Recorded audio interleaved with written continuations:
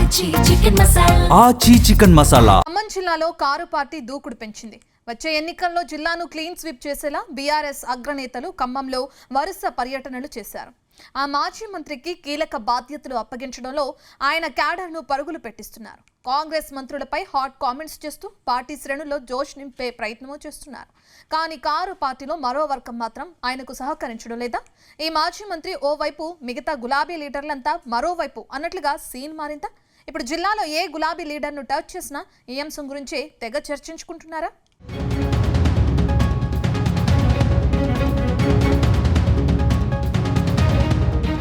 గత అసెంబ్లీ ఎన్నికల్లో ఖమ్మం జిల్లాలో కారు పార్టీ అడ్రస్ పూర్తిగా గల్లంతైంది. జిల్లాలో మొత్తం 10 సీట్లు ఉండగా కేవలం భద్రాచలంలో మాత్రమే కారు పార్టీ ఎమ్మెల్యే గెలిచారు.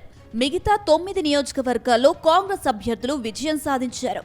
ఊహించని పరాభవంతో కంగుతిన్న గులాబీ నేతలు ఇప్పుడిప్పుడే యాక్టివ్ అవుతున్నారు. గత బీఆర్ఎస్ ప్రభుత్వంలో మంత్రిగా కొనసాగిన పువ్వాడ అజయ్ కుమార్ అసెంబ్లీ ఎన్నికల్లో ఓటమి తర్వాత సైలెంట్ అయ్యారు. ఓటమిని జీర్ణించుకోకపోవడం, వ్యక్తిగత కారణాలతో అజయ్ పార్టీ కార్యక్రమాలలో చురుగ్గా కనిపించలేదు. కానీ 2 నెలలుగా జిల్లాలో విస్తృతంగా పర్యటిస్తున్నారు. వారానికి 2-3 సార్లు జిల్లాను మొత్తం చుట్టి వస్తున్నారు. దీంతో బీఆర్ఎస్ శ్రేణులు సైతం యాక్టివ్ అయ్యారని ప్రచారం సాగుతుంది.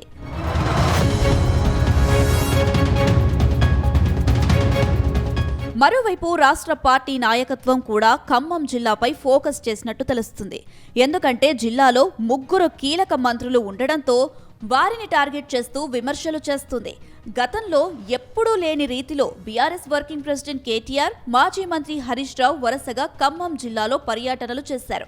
దీంతో ఒక్కసారిగా కాంగ్రెస్ బీఆర్ఎస్ నేతల మధ్య మాటల యుద్ధం కొనసాగింది.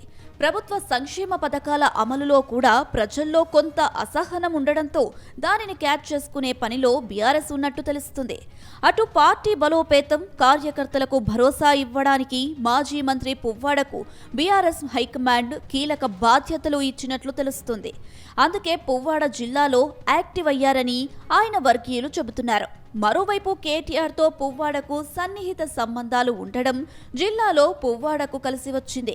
కీలక నేతలు ఉన్నప్పటికీ పువ్వాడపైనే భారం వేసినట్లు సమాచారం.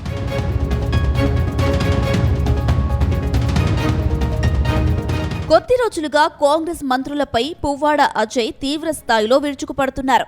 ఖమ్మం నియోజకవర్గంలో గెలిచి మంత్రి అయిన తుమ్మల నాగేశ్వరరావును లక్ష్యంగా ఆయన ఆరోపణలు సంధిస్తున్నారు. గతంలో తన హయాంలో ఖమ్మంలో జరిగిన అభివృద్ధిని గుర్తు చేస్తున్నారు. కాంగ్రెస్ హయాంలో అభివృద్ధి శూన్యమంటూ తుమ్మలపై సెటైర్లు వేస్తున్నారు. వచ్చే ఎన్నికల్లో తుమ్మల వర్సెస్ పువ్వాడ అనే రీతిలో అజయ్ విమర్శనాస్త్రాలు ఉంటున్నాయి. ఇటీవల కాలంలో పార్టీ సభ్యత్వ నమోదుకు సంబంధించి కూడా ఆయా నియోజకవర్గాలపై దృష్టి పెట్టారని తెలుస్తుంది. దీంతో క్షేత్రస్థాయిలో పార్టీ బలోపేతం కోసం ఆయన ప్రయత్నాలు చేస్తున్నారు. గత 3 అసెంబ్లీ ఎన్నికల్లో ఒక్కో సీటుకే పరిమితమైన బీఆర్ఎస్ను వచ్చే ఎన్నికల్లో మెజారిటీ అసెంబ్లీ సీట్లు సాధిస్తామనే ధీమాలో ఉన్నట్లు తెలుస్తుంది. అందుకే ఎన్నికలకు ఇంకా సమయం ఉన్నా ఇప్పటి నుండే పువ్వాడ జిల్లాలో వ్యూహాలు అమలు చేస్తున్నారని ప్రచారం సాగుతుంది.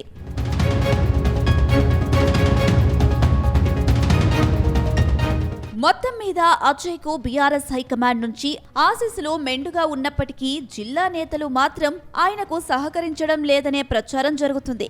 ముఖ్యంగా మాజీ ఎమ్మెల్యే సండ్ర వెంకట వీరయ్య, కందాల ఉపేందర్ రెడ్డి, ఎమ్మెల్సీ తాతా మధు, మాజీ జెడ్పీ చైర్మన్ కమల్ రాజ్తో పాటు పలువురు ఒక జట్టుగా పనిచేస్తున్నారని సమాచారం.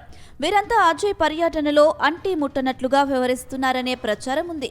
మరోవైపు పార్టీలో ఎలాంటి సమస్యలు ఉన్నా కలిసికట్టుగా ఉండి వచ్చే ఎన్నికల్లో జిల్లాలో మెరుగైన ఫలితాలు సాధిస్తామని పువ్వాడ చెబుతున్నారు. చూడాలి మరి పువ్వాడ అజయ్ వ్యూహాలు ఏ మేరకు ఫలిస్తాయో.